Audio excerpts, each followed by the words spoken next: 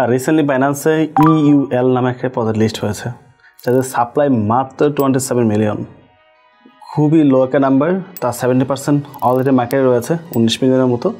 অল্প কিছু টোকেন রয়েছে, সেটা আনলক হলে তেমন একটা ইম্প্যাক্ট মার্কেটে পড়বে না, বিকজ এই প্রজেক্টটা ফান্ডিংয়ে হচ্ছে $40 মিলিয়ন, যেটা হিউজ একটা নাম্বার। ওদের সাপ্লাইয়ের চেয়েও অনেক বেশি নাম্বার ওরা ফান্ডিং করেছে। সুতরাং আপনি নিশ্চিত থাকতে পারেন এটা $2-3 নিচে আসবে না, এটা পসিবলই না। অ্যান্ড এই প্রজেক্টে মূলত ল্যান্ডিং, বড় বা ইন্টারেস্টের যে এপিআর বিষয়গুলো আছে, এই সকল বিষয় নিয়ে কাজ করছে। তো এদের ব্যাকহ্যান্ডে কে আছে, আর টিম কতটা স্ট্রং, বা এখানে ইনভেস্ট করা ঠিক হবে কি হবে না, তার যাবতীয় বিষয় নিয়ে আমরা কম্পারেস থেকে আলোচনা করবো। আমি চলে আসলাম কম্পারেস কেনে। এখন আছে বাইন্যান্স অ্যানাউন্সমেন্ট পেজে। অক্টোবরের 13 তারিখে বাইন্যান্সের নতুন একটা প্রজেক্ট লিস্ট হয়েছে, ওয়েলার, যার শর্ট ফর্ম হচ্ছে ইউএল। বাট শকিং বিষয় হচ্ছে ওদের টোটাল সাপ্লাই এবং ম্যাক্স সাপ্লাই মাত্র 27 মিলিয়ন টোকেন, খুবই ছোট্ট একটা নাম্বার। এবং এই টোকেনটি বাইন্যান্সে মাত্র লিস্ট হলেও এটা মার্কেটে আছে 2022 সাল থেকে। তো হোল্ড ইয়ারডব এবং মার্কেটের জন্য ওদের বাজেট খুবই কম তাহলে স্বাভাবিক, যেহেতু সাপ্লাই কম, প্রাইসটা অনেক বেশি, তো টোকেনের পরিমাণটা কম রয়েছে। আর যে মতো বাইন্যান্সে লিস্ট হয়েছে ওদের সার্কুলিং সাপ্লাই হচ্ছে 19.8 মিলিয়ন, যেটা 73% মতো অলমোস্ট। এদের এই টোকেনটি 4টা স্মার্ট কনেকে রান হচ্ছে, বিএনবি চেন, ইথেরিয়াম, বেস এবং আরবিটাম। সো 4টা নেটওয়ার্ক থেকে এখানে এসে ইনভেস্ট করতে পারবে, যেটা ডেফিনেটলি একটা ভালো দিক।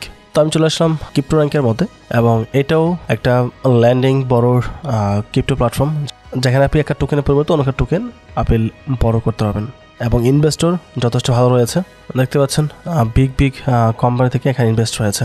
এবং ওদের মার্কেট ক্যাপ হচ্ছে 153 মিলিয়ন, নট ব্যাড। তো ফান্ডিংয়ে চলে আসি আমরা।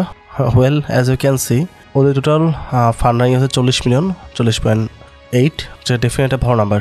বাট এই বছর কিন্তু ওরা 2বার ফান্ড রাইজ করেছে, এবং এই দুইটার একটা কিন্তু এখানে আনলক করে নেই, তো ওদের ফান্ডিংটা অবশ্যই অনেক বেশি হবে।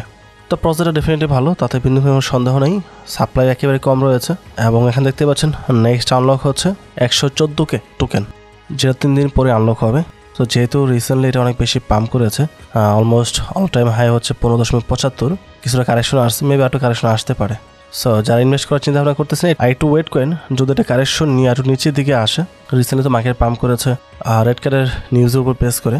এখন রেড কার্ড যদি হয়ে যায়, ইভেন্টের পরে একটা সেল প্রেশার থাকে, তো সেই ক্ষেত্রে আর একটু কারেকশন নিতে পারে।